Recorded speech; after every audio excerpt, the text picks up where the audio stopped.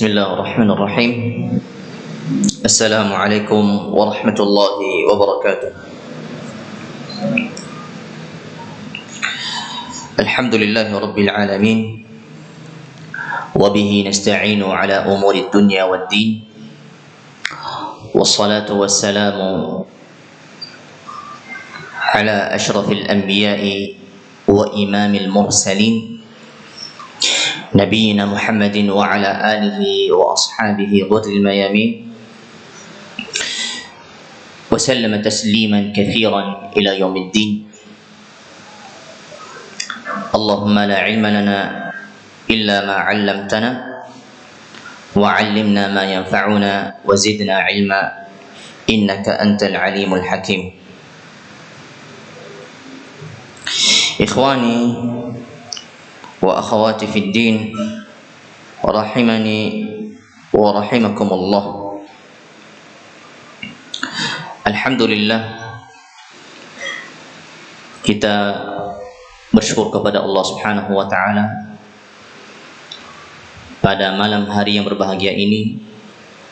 Allah Subhanahu wa taala masih dan terus dan senantiasa akan melimpahkan nikmat dan karunia-Nya kepada kita, sehingga sudah sepantasnya kita sebagai hamba Allah yang Allah Subhanahu wa taala ciptakan dengan penuh kesempurnaan untuk senantiasa bersyukur terhadap semua limpahan nikmat dan karunia yang Allah anugerahkan kepada kita. Semoga Allah Subhanahu wa taala menjadikan kita semua hamba-hamba Allah yang pandai bersyukur, dan semoga Allah Subhanahu wa taala menjauhkan kita dari sifat kufur terhadap nikmat Allah Subhanahu wa taala. Ikhwani wa akhwati fid din, rahimani wa rahimakumullah. Rasulullah sallallahu alaihi wasallam adalah qudwah ataupun suri tauladan bagi kita. Dalam keseharian beliau, kehidupan beliau, terdapat akhlak yang begitu mulia. Dan Rasulullah sallallahu alaihi wasallam bersabda di dalam hadis beliau, "Innama bu'ithtu liutammima makarimal akhlaq." Sesungguhnya aku diutus untuk menyempurnakan akhlak yang mulia. Dan Aisyah radhiyallahu anha, istri Nabi sallallahu alaihi wasallam yang paling Nabi sallallahu alaihi wasallam cintai, ketika ditanya oleh salah seorang tabi'in mengenai tentang akhlak Nabi sallallahu alaihi wasallam, jawaban beliau sangat simpel, sederhana tapi memiliki makna yang begitu luas. Apa kata Aisyah radhiyallahu anha? Kana khuluquhul Quran. Akhlak Nabi sallallahu alaihi wasallam adalah Al-Quran. Bisa dibayangkan isi dari Al-Quran? Ya. Semua bentuk anjuran, perintah, akhlak mulia itu diterapkan oleh Nabi sallallahu alaihi wasallam. Dan pernah ana sampaikan kepada antum, kita hidup di dunia ini tidak hanya berinteraksi dengan sesama manusia, kita berinteraksi dengan Allah Subhanahu wa taala, kita berinteraksi dengan makhluk-makhluk Allah Subhanahu wa taala, dan semuanya ada petunjuknya di dalam Al-Qur'an. Dan Nabi sallallahu alaihi wasallam menerapkan hal itu. Ikhwani wa akhwati fid din rahimani wa rahimakumullah. Jelas di dalam Al-Qur'an disebutkan, inna hadzal Qur'an yahdi lillati hiya aqwam. Sesungguhnya Al-Quran ini, kata Allah Subhanahu wa ta'ala, yahdi, menunjukkan kepada aqwam, sesuatu yang paling lurus.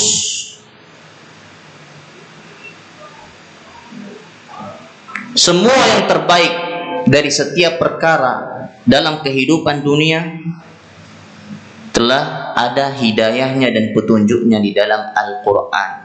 Tinggal kita sendiri bagaimana kita mau mengambil hal tersebut dari Al-Quran. Semuanya sudah dijelaskan di dalam buku-buku tafsir. Semua dijelaskan oleh para ulama. Dan kitab yang akan kita bahas ini, ya ikhwan wa akhwat, mengenai akhlak hamalatil Quran. Akhlak para ahli Quran.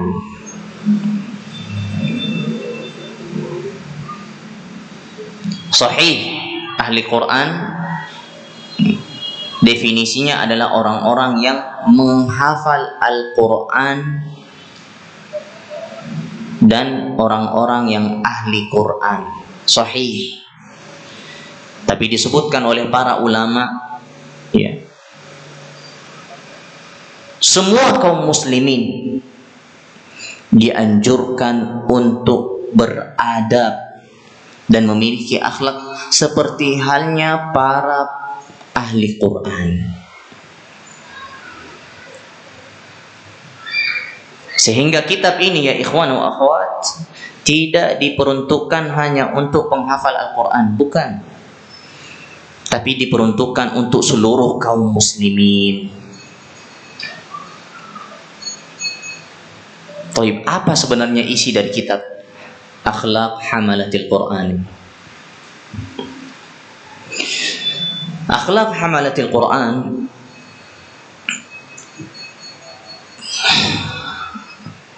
menjelaskan tentang banyak hal. menyebutkan tentang beberapa hal. Ini ana memberikan sedikit gambaran kepada antum tentang kitab yang akan kita kaji. Jadi dalam pertemuan ini ana akan bahas dua hal. Buku yang akan kita bahas, dan yang kedua adalah muallif. Siapa itu penulisnya? Baik, buku ini ikhwan wa akhwat, di antara yang disebutkan oleh Syekh Abu Bakar Al-Ajurri rahimahullahu taala, beliau menyebutkan di dalamnya adalah mengenai tentang Al-Quran dan keutamaan Al-Quran. Ini di antara yang beliau bahas di dalam kitab ini. Sehingga ketika orang yang mempelajari dan membaca buku ini termotivasi untuk apa? Paling tidak menghafal sedikit-sedikit Al-Quran. Ketika sudah tahu tentang keutamaan Al-Quran, membaca Al-Quran, ya, apa pahalanya, bagaimana derajatnya di sisi Allah Subhanahu wa taala, dia akan termotivasi untuk menghafal Al-Quran. Sedikit-sedikit, tidak apa-apa. Tidak ada yang namanya terlambat, tidak ada. Kata terlambat tidak ada. Ya. Dimulai dari surat-surat pendek, baru nanti akan pindah ke surat yang agak panjang, barulah ke surat-surat yang panjang. Tidak ada masalah. Baru kemudian Syekh rahimahullah ta'ala menyebutkan tentang masjid. Apa yang beliau sebutkan tentang masjid? Beliau menyebutkan tentang tempat yang dipakai oleh ahli Quran, ya. Disebutkan juga keutamaan-keutamaan orang yang selalu di masjid. Jadi buku ini sangat bagus, ya. Setelah itu beliau baru menyebutkan tentang bagaimana akhlaknya ahli Quran.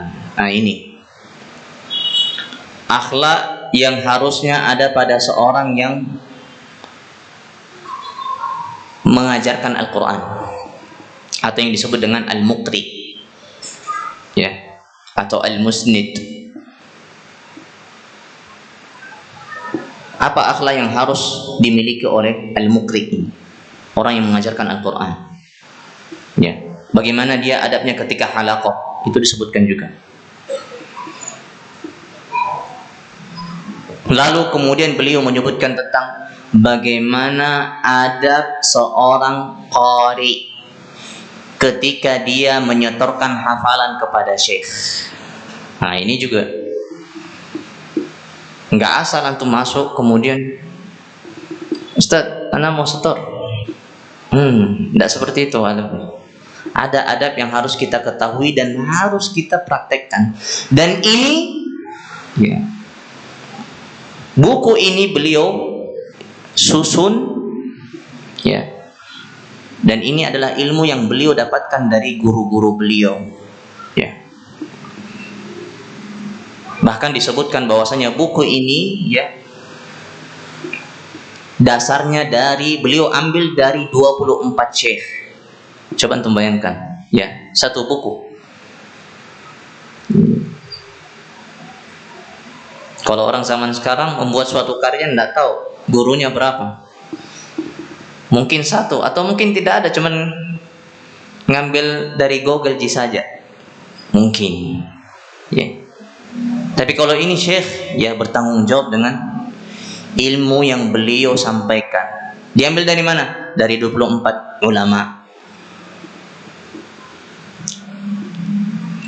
Bukunya nggak terlalu besar, ya ikhwan akhwat, tipis sih. Tapi yang beliau sampaikan, masya Allah, beliau dapatkan dari, jadi hasil kumpulan rangkuman dari 24 syekh, ya. Ini yang dirangkum atau secara umum pembahasan yang ada di dalam kitab beliau ini, Akhlaq Hamalatil Quran, ya. karya Abu Bakar Al-Ajurri rahimahullahu ta'ala. Taib, siapa ini Al-Imam Al-Ajurri? Ya, biar antum juga kenal ulama-ulama zaman dahulu. Jangan cuman kenalnya Imam Syafi'i, Imam Abu Hanifah, Malik, ya. Harus juga antum kenal dengan Al-Imam yang akan kita bahas ini, itu Al-Imam Al-Ajurri rahimahullah.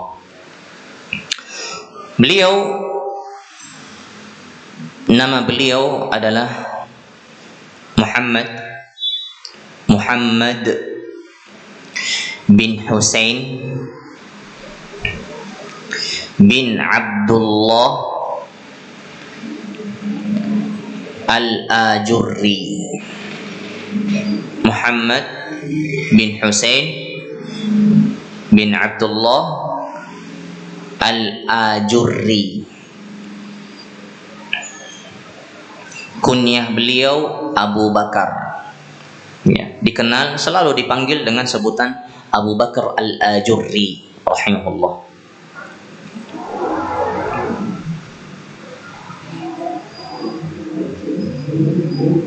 Dan ini juga faedah buat antum dan antunna, ya. Jadi kunyah itu merupakan salah satu sunnah. Bahkan orang-orang dahulu itu lebih dikenal dengan kunyahnya dibandingkan nama aslinya. Ya. Kenapa? Saking populernya di zaman salaf itu kunyah. Di zaman sekarang ya sedikit. Itu pun nggak sepopuler kayak zaman dahulu. Ya. Taib. Al-Ajurri ini adalah suatu tempat atau daerah di Baghdad. Ya. Suatu daerah di Baghdad. Kenapa dinamakan Al-Ajurri? Kalau dalam bahasa Arab, ajur itu artinya tanah atau tanah liat yang biasa dipakai untuk bangun rumah. Tanah liat yang biasa dipakai untuk bangun rumah di zaman itu. Jadi nama daerahnya memang Ajur, ya. Tapi kalau dilihat dari definisi bahasa yang disebutkan oleh para ulama adalah at-tin, ya, atau tanah yang biasa dipakai untuk membangun suatu rumah atau bangunan di zaman itu.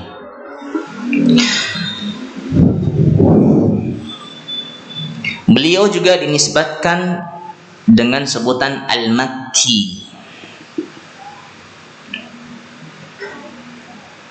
Jadi Al-Ajurri, ada yang bilang Al-Baghdadi, Al-Makki.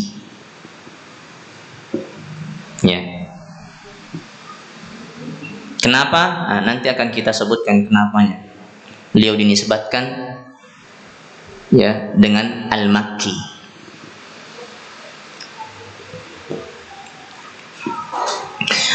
Beliau rahimahullahu ta'ala lahir, disebutkan oleh para ulama, sekitar tahun 280 Hijriah. 280 Hijriah.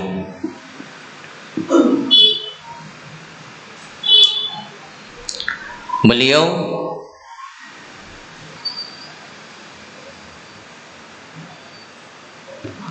belajar terlebih dahulu di negeri beliau sendiri, ya, yaitu di kota Baghdad, di daerah Ajur dan di kota Baghdad, ya. Beliau tidak kemana-mana karena di zaman beliau memang para ulama itu sangat banyak di Baghdad, ya.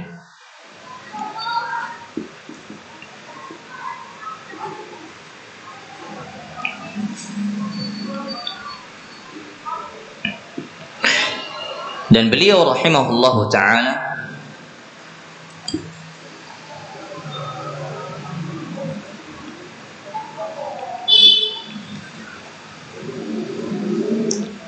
setelah beliau berumur, perhatikan ini, setelah beliau berumur 50 tahun,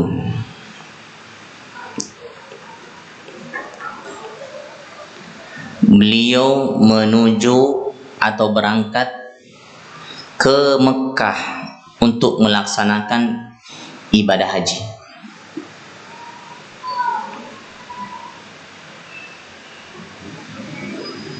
Ini umur berapa? 50. Sampai di Mekah, beliau berdoa. Apa doanya? Beliau berdoa kepada Allah Subhanahu wa ta'ala, Allahumma rzuqnil iqama sanah. Ya, begitu dia sampai Mekah, dia melihat ada juga banyak ulama, ya. Beliau berdoa kepada Allah Subhanahu wa ta'ala, ya Allah, semoga anak bisa, ya, diberikan kesempatan untuk tinggal di kota Mekah selama 1 tahun. Itu doa beliau.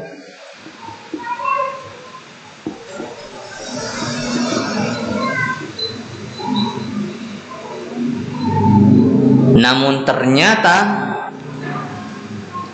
Allah Subhanahu wa ta'ala berikan beliau kesempatan untuk tinggal di kota Mekah selama 30 tahun. Ya.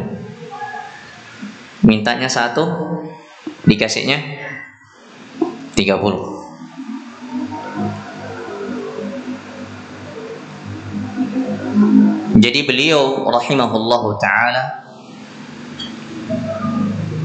setelah beliau melaksanakan ibadah haji, beliau menetap di kota Mekah selama 30 tahun. 30 tahun. Isinya apa? Isinya ibadah, isinya mengajar, ya, menyebarkan ilmu.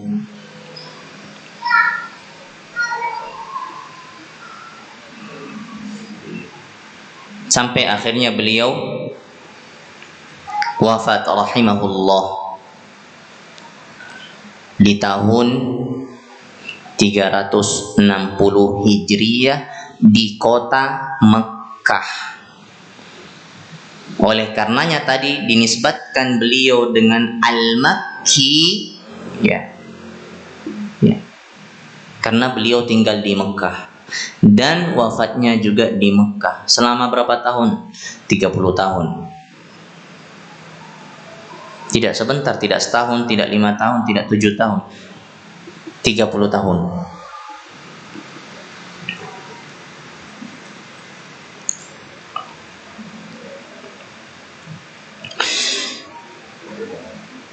Beliau rahimahullahu ta'ala memiliki banyak syekh. Jadi tidak ada satupun alim, orang yang alim, ya, lalu tidak memiliki syekh. Tidak ada. Kalau ada sekarang orang yang mengaku dirinya alim, kemudian dia tidak punya syekh, tidak ada. Itu bukan ilmu yang dibawanya, itu racun. Kalau hanya berguru dari misalkan Syekh Google misalkan, itu enggak diterima ilmunya, tidak dipertanggungjawabkan. Karena ilmu pada dasarnya itu diambil dari atas, dari guru, guru ke guru dan seterusnya sampai kepada Nabi sallallahu alaihi wasallam, musalsalah. Nyambung semuanya. Jadi kalau ada orang mengaku dirinya alim tapi tidak pernah berguru, tidak. Beliau memiliki banyak syekh. Beliau belajar dari ulama-ulama kibar, ulama-ulama senior di zaman beliau. Di antara yang paling senior, ya, yang beliau ambil ilmunya di masa beliau hidup adalah Abu Muslim Al-Kajji. Ini adalah salah seorang ulama yang wafatnya di tahun 292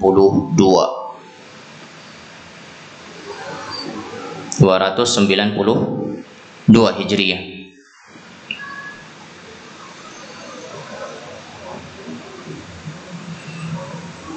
Di antaranya juga yang paling terkenal yaitu Abu Bakar bin Abi Daud. Abu Bakar bin Abi Daud As-Sijistani rahimahullah. Di antara guru beliau juga Abu Sa'id Al-A'radi.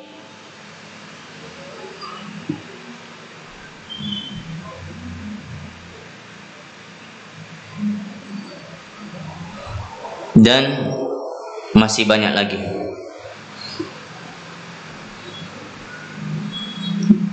Dan di antara yang disebutkan oleh para ulama yang beliau sebutkan di dalam kitab beliau ini adalah Al-Firyabi. Al-Firyabi, ya. Beliau adalah salah seorang ulama ahli hadis. Dan Al-Ajurri rahimahullah taala termasuk ulama ahli hadis.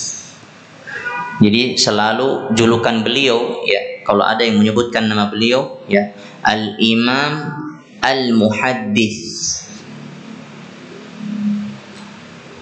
Karena beliau di zaman beliau banyak ahli hadis dan beliau salah seorang ulama yang ahli dalam ilmu hadis.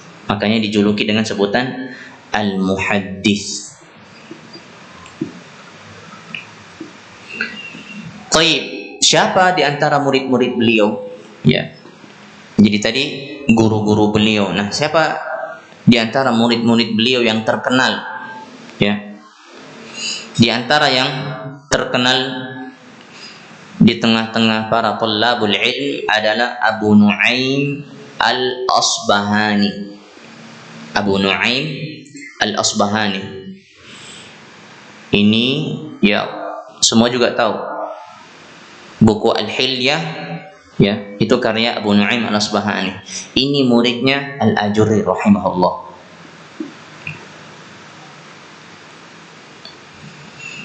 Ada lagi Al-Imam Ali bin Ahmad, ya, Al-Muqri, ya, terkenal dengan qiraah beliau. Ada lagi Mahmud bin Umar Al-Akbari, ya. Ini juga murid beliau dan masih banyak lagi.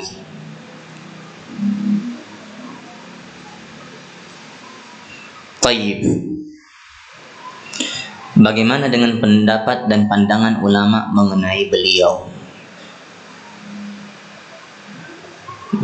Kita harus tahu, ya. Jadi kalau antum mau tahu siapa suatu alim, seorang alim, itu harus juga antum dengar rekomendasi dari orang-orang yang hidup di masanya, atau orang-orang yang pernah jadi murid atau yang pernah jadi gurunya. Jadi dari situ kita tahu, oh, kita kenal, oh, ilmu kita ambil dari seorang guru yang memang direkomendasi oleh para ulama. Baik, bagaimana pandangan ulama mengenai Al-Imam Al-Ajurri rahimahullahu ta'ala?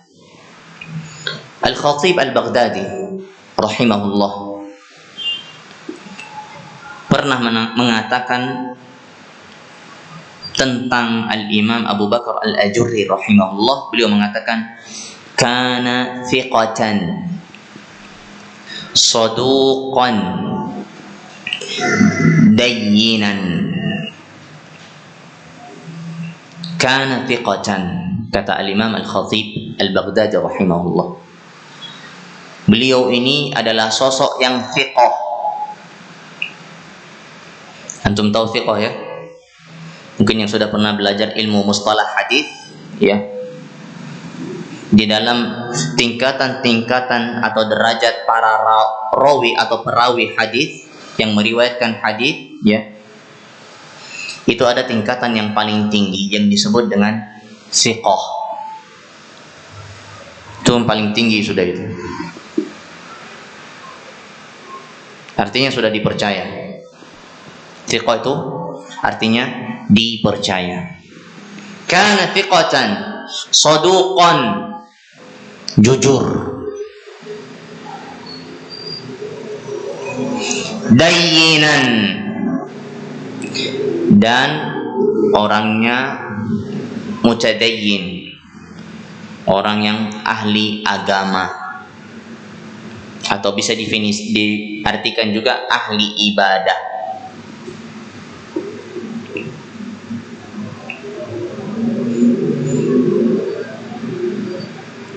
Perkataan yang sama juga dinukilkan oleh Al-Imam Ibnu Katsir rahimahullahu taala. Sama persis seperti itu, ya, sanjungan yang beliau sebutkan di dalam kitab Al-Bidayah wan Nihayah sama, thiqah. Kemudian di ulama yang lain seperti Al-Imam Adz-Dzahabi rahimahullahu taala di dalam kitab beliau Tadhkiratul Huffaz, beliau mengatakan, kana aliman, amilan, sahiba sunnatin, wattiba'.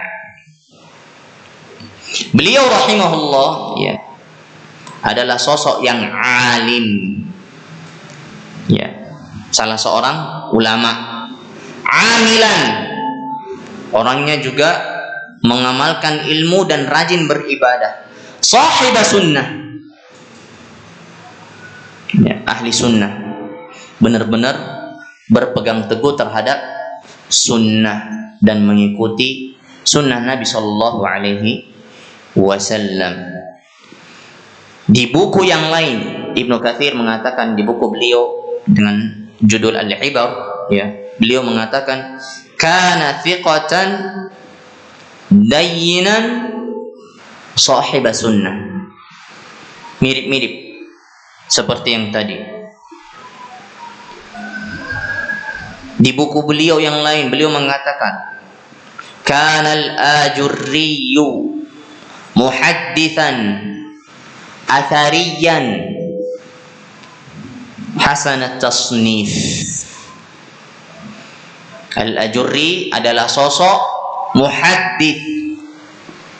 Ini Imam Adz-Dzahabi rahimahullah memberikan pujian kepada Al-Imam Al-Ajurri, muhaddits, ahli hadis, pakar dalam ilmu hadis.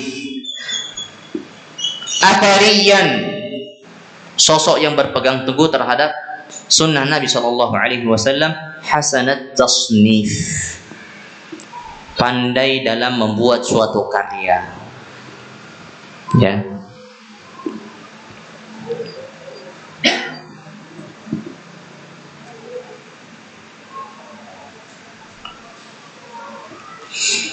Taib. Dan masih banyak lagi pujian-pujian yang disebutkan oleh para ulama, ya, terhadap Al-Imam Al-Ajurri rahimahullah. Secara umum, ya, para ulama semua memuji Al-Imam Al-Ajurri rahimahullahu ta'ala. Taib, apa saja karya-karya beliau selama beliau hidup, ya, di antara yang disebutkan oleh para ulama, ya, dan ada buku-bukunya, ya. Di antaranya ada Al-Arba'in fil Hadis, ya. Beliau juga membuat suatu kitab dengan sebutan Al-Arba'in. Jadi kalau di tengah masyarakat kita dikenal dengan Arba'in, karya Imam An-Nawawi rahimahullah. Nah, Al-Ajurri rahimahullah ta'ala juga membuat suatu karya dengan sebutan Al-Arba'in fil Hadis, ya. Beliau juga memiliki kitab yang berjudul Akhbaru Umar bin Abdul Aziz. atau kalau diartikan ya kabar atau nukilan-nukilan tentang Umar bin Abdul Aziz. Ya, antum mungkin sering dengar ya, Umar bin Abdul Aziz, khalifah yang begitu jujur di masanya. Hampir tidak ada kekurangan pada diri Al-Imam Umar bin Abdul Aziz rahimahullah ta'ala. Di antara karya tulis beliau adalah Akhlaqul Ulama. Akhlaq al-ulama. Akhlaknya para ulama. Jadi akhlak yang sepatutnya seorang ulama memilikinya. Itu dia. Ya. Kemudian di antara karya beliau juga ada kitab Ahkamun Nisa.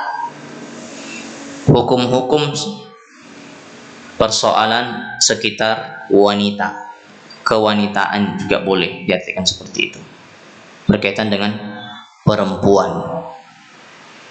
Dan diantaranya adalah yang akan kita bahas ini, akhlak hamalatil Quran. Dan masih banyak lagi ya buku-buku beliau, dan yang paling terkenal, yang paling melekat ya di tengah-tengah tulabul ilm adalah kitab Asy-Syari'ah. Ini sangat terkenal ini. Orang kalau disebutkan kata Asy-Syari'ah atau buku Asy-Syari'ah, langsung kepala tulabul ilm kepada Al-Imam Al-Ajurri. Ya. Rahimahullahu rahmatan wasi'ah. Dan seperti yang sudah kita sebutkan tadi, bahwasanya beliau rahimahullahu ta'ala wafat pada tahun 360 Hijriyah di kota Makkah Al-Mukarramah. Ya, sehingga penisbatan beliau Sahih Al-Ajurri, ya. Sebagian ulama mengatakan beliau Al-Ajurri tsummal Makki. Ya. Beliau lahirnya di Mekah, di Ajur atau di Baghdad. Kemudian beliau meninggalnya di kota Makkah Al-Mukarramah. Ini sedikit gambaran ya ikhwan wa akhwat ya mengenai apa yang akan kita bahas insyaallah di pertemuan mendatang ya. Ini sebagai muqaddimah atau tamhid kepada antum semuanya mengenai apa yang akan kita bahas ya. Jadi antum tidak hanya sekedar tahu apa isinya, tapi antum harus juga tahu histori orang yang menulis ya. Jadi dari situ juga antum tahu ya siapa ulama yang menulis buku ini ya. Sehingga kita bisa lebih memperhatikan dan tidak menyepelekan. Karena seringkali manusia ya karena tidak tahu penulisnya dianggap sepele isi dari tulisan tersebut ya.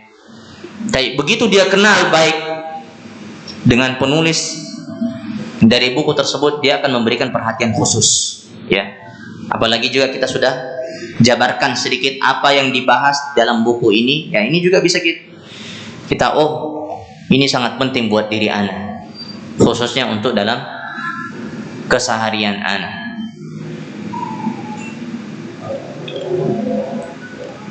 Mungkin ini sedikit ya yang bisa ana sampaikan pada pertemuan malam hari ini ya. Semoga Allah Subhanahu wa taala memudahkan kita untuk menjadi orang-orang yang mengikuti sunnah Nabi sallallahu alaihi wasallam dalam perkara akhlak. Amin ya rabbal alamin. Karena seringkali banyak problem, masalah di tengah masyarakat ya, yang mereka sampaikan kepada para ustadz. Ini kenapa orang-orang yang sudah ngaji, yang celananya cingkrang ya, jenggotnya panjang, tapi akhlaknya tidak ada. lebih terkesan eksklusif. Tidak ada senyum, tidak ada salam. Padahal ya ikhwan wa akhwat, ya, Rasulullah Shallallahu Alaihi Wasallam orang yang paling ya menerapkan apa yang ada di dalam Al-Quran. Ya. Ya. Tapi dalam kehidupan nyata di tengah ikhwan-ikhwan kita, Allahul Musta'an. Ada yang tidak mau salam, ada juga yang tidak mau senyum, ada lagi yang kata-katanya tidak bisa dikontrol, tidak bisa dipilih-pilih. Padahal di dalam Al-Quran Allah Subhanahu wa Ta'ala, ini perhatikan, ya, semuanya ada di dalam Al-Quran. Sampai urusan bertutur kata, Allah mengatakan wa qul li ibadi yaqulu allati hiya ahsan. Dan katakanlah kepada hambaku, ya, hendaknya mereka untuk mengucapkan atau bertutur kata dengan kata-kata yang paling baik. Jadi kita bukan hanya sekedar ngobrol, ya, bicara dengan orang, tapi cari kata yang biasa, enggak. Tapi anjuran Al-Quran apa? Cari yang paling, kata yang paling baik, yang paling sopan. Nah, itu. Ini pernah enggak kita terapkan dalam keseharian kita? Ini Al-Quran loh yang memerintahkan. Ya. Dan Rasulullah Shallallahu Alaihi Wasallam suri tauladan kita. Bagaimana beliau bertutur kata kepada orang-orang yang ada hidup di lingkungan beliau, sahabat beliau, istri beliau, orang yang lebih tua dari beliau, anak-anak yang lebih muda, ya. Ya. Ini banyak contohnya, ya. Sedangkan sebagian ikhwan kita wal'iyadzubillah, ya, yang sampai di telinga kita, ya seperti itu. Tidak senyum, tidak ada tong bersosialisasi kepada masyarakat. Ah, ini perlu dikoreksi, ya ikhwan. Perlu diperbaiki, ya. Dan itu adalah salah satu cara untuk antum berdakwah. Gimana mungkin, ya, kaum muslimin dan muslimat itu mau mengenal hadis, mengenal sunnah, sedangkan kita saja tidak mau berinteraksi dengan mereka. Yang ada mereka apa? Waduh, nanti kalau anak mengaji sama mereka ini kayak gini jadi model. Tidak mau salam, tidak juga mau senyum-senyum, eksklusif. Dan itu kenyataan yang kita hadapi, ya. Nah, ini tolong dikoreksi, ya, sehingga benar-benar sunnah itu benar-benar menyeluruh, menyentuh semua lini masyarakat, semua kaum muslimin dan muslimat, ya. Ini yang kita inginkan, ya. Dan ini perhatikan salah satu cara untuk berdakwah. Antum tidak bisa berdakwah melalui lisan, ya. Minimal antum berdakwah melalui akhlak. Wih, ini masya Allah ini. Bapak ini sejak belajar ilmu agama makin senyum, selalu ngajak kita ngobrol, ya, ngucapin salam. Kadang kita tidak butuh bantuan, tiba-tiba datang. Iya, apa yang bisa saya bantu, Ki? Ini cara berdakwah, ya.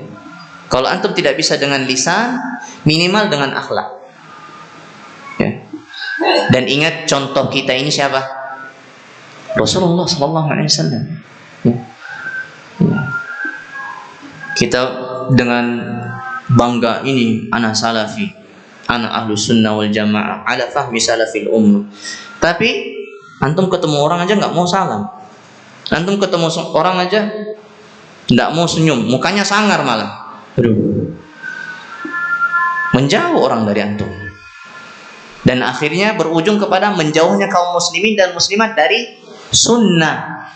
Yang harusnya kita bawa itu sunnah itu dengan penuh dengan senyuman, ya. Padahal kita tahu hadisnya apa? Tabassumuka fi wajhi akhika sedekah. Senyum itu sedekah. Kenapa tidak kita praktekkan? Saat nggak ada uang untuk sedekah, tayyib senyum. Ketemu orang muslim, assalamualaikum Pak. Dapat pahala. Ya, belum lagi dengan interaksi dengan orang tua, ya. Ya mungkin yang sebagian dari ikhwan ini masih ada orang tuanya yang belum ngaji. Ya itu juga metode, salah satu cara. Oh, masya Allah, anakku setelah belajar ilmu agama, masya Allah akhlaknya makin bagus. Ya, selain ibadahnya bagus, pergi sholat setiap azan, ya, selalu nabantuki, selalu memperhatikan saudara-saudaranya. Nah ini, yang seperti ini nih yang harus kita terapkan dalam keseharian kita. Dan semua contohnya ada di mana? Di dalam Al-Quran dan hadis Nabi Shallallahu Alaihi Wasallam. Semoga Allah Subhanahu Wa Taala menjadikan kita semua orang-orang yang mutahallin, orang-orang yang berakhlak dengan Al-Quran dan hadis Nabi Shallallahu Alaihi Wasallam. Dan semoga Allah Subhanahu Wa Taala memberikan dan menganugerahkan kepada kita ilmu yang bermanfaat bagi kita di dunia dan di akhirat. Dan semoga Allah Subhanahu Wa Taala mengampuni dosa-dosa kita, mengampuni dosa kedua orang tua kita, dan menganugerahkan kepada kita anak keturunan soleh dan solihah. Innahu waliyyu dzalika wal qadiru alaih. Kita tutup pertemuan ini dengan doa kafaratul majlis. Subhanakallahumma bihamdik, asyhadu an la ilaha illa ant, astaghfiruka wa atubu ilaik. Wa sallallahu ala nabiyyina Muhammad wa ala alihi wa sahbihi ajma'in. Wassalamualaikum warahmatullahi wabarakatuh.